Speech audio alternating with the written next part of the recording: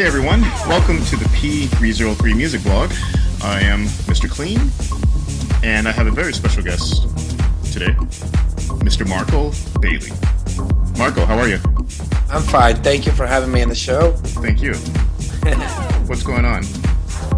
Well, currently I just released a new EP on Bedrock Records, Digweed, John Digweed's label. Oh yeah. Tracker called Oriental Concept, and now this week already is there another new release on my label, MB Electronics, and the name is Final Lap. And then beside of that, I have also running my radio show, my podcast every week, called Electronic Force, of course. Next year we have a new release on Tool Room Records in January, another one again on MB Electronics, and a new one on Carl Cox's label Intech. So it's actually almost every 2 weeks I have something out. So it looks like 2012 is going to be a busy year for you. I hope so. The busier the better. Absolutely. That's a lot of good music coming out and employed people. Yes, as well, of course. Very good. You've played around the world. I noticed you spent some time in Japan. Is that correct? Yes. Personally, I love going there. Yeah, I'm going there now since 2000, so 11 years that I'm going there, sometimes twice in a year, and each time it's like a fantastic experience. I was never disappointing, actually. For those of you that don't know, Japanese fans, you might think they're timid and toned down, but when it comes to a really rocking set, they get insane. Definitely, totally, totally enthusiastic, amazing, actually.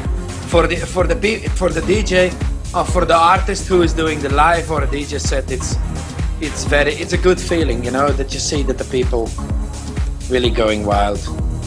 Because sometimes you're playing for a crowd who's not even moving, you know. Yeah. Japan is fantastic. That is wonderful. Your weekly radio show and podcast. Yeah. Electronic Force. Yes. You have a new guest every week, or is it only you? Every week? No, every 2 weeks I have a guest, and so it's like 1 week is it always me, and the other week again a guest, and again me, and like this, you know. Okay, so you just alternate. Yes, but we had loads of cool guests already. Carl Cox, UMEC, Darren Emerson, Guy J, you know, so many people already. I'll put links on the blog for everyone if you're interested in. There's an iTunes link as well to pick up some of the archive shows. Cool. Oriental Concept EP. 4-song EP, 5-song, I believe? Four track, yeah, 4 tracker. 4 songs, yes. 4 songs, plus a remix. Plus a remix. K4 West. Yeah. I gotta tell you, that song gets under my skin. Thank you very much. That's an amazing track.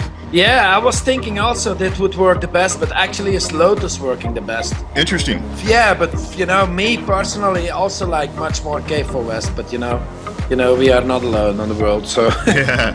Lotus, it's a playful, nice bouncing track, but yeah. K4 West is just that dark, deep pads. Definitely. Yeah, totally. I also prefer it. Yeah, sure. Really amazing track. When you go into the studio, what is your process? Do you work on the drums first, or do you sort of have a melody in your head or a bass line? It depends, you know. First of all, you start always, you have to know what you're gonna do, you know. Is it techno, or is it more tech house, or is it downbeat music? But mostly if it is techno, yeah, you know, you find a good loop, and then you build all the other elements around it, you know, like, how can I say? It can be a loop from a bass line with another drum together, or just drums, and then you start composing the hi-hats and the snares and the claps and the bass line. It depends, you know. But you never know from before what's gonna come out. It's impossible, you know. So it's just purely organic. It just has to flow through you. Yeah. I never knew someone who go to the studio and say from before, I'm gonna make the track like this, and this, and on that second gonna come that and that and that. This is impossible. So it's creation on the minute, you know, on the moment. So you go in the studio with possibly one idea, but you may come out with an entirely different track.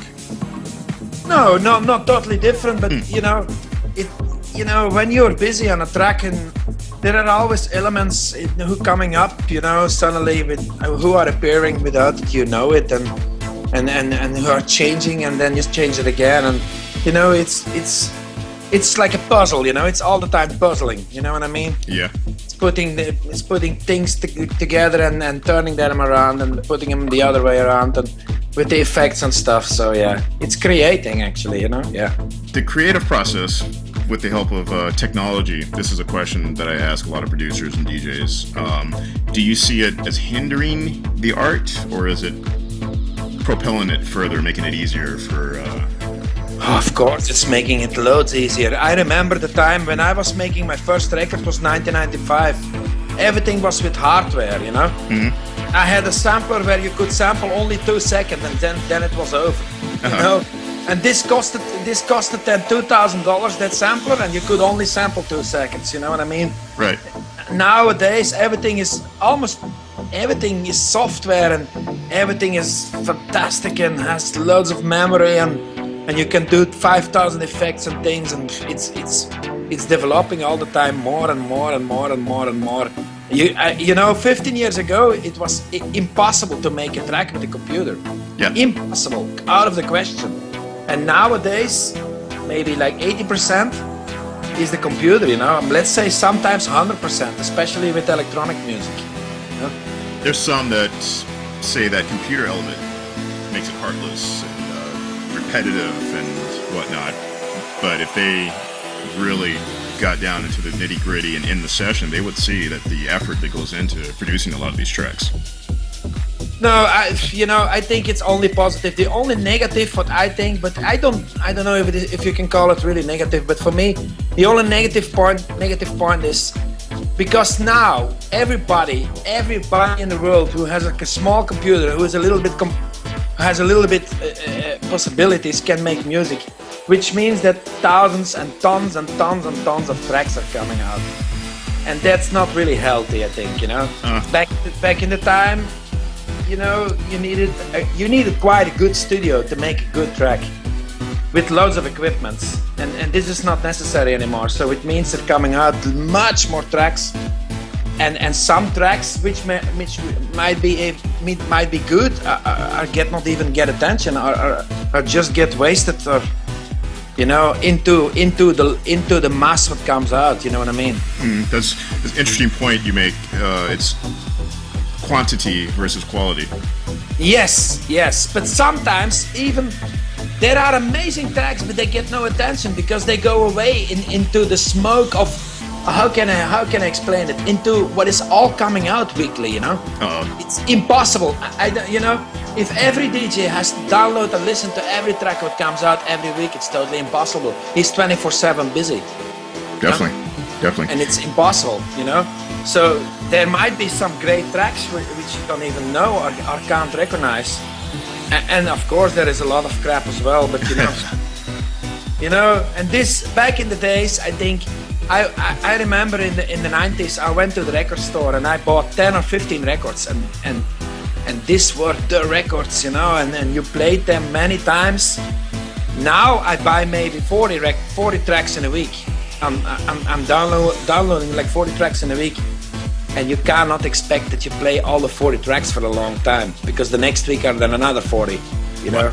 Wow. So are you exclusively a digital set now, or do you still incorporate vinyl? Yeah, it's only digital. Yeah, CD. I play still from CD or from, but use Traktor with CD, or I play with SD card or USB stick, because you know, carrying CDs or records with you, it became unnecessary, because now, you know, you can put thousands of tracks on a USB stick, you know. So, and it's not necessary anymore, I think, to burn CDs or to carry records. It has a certain value.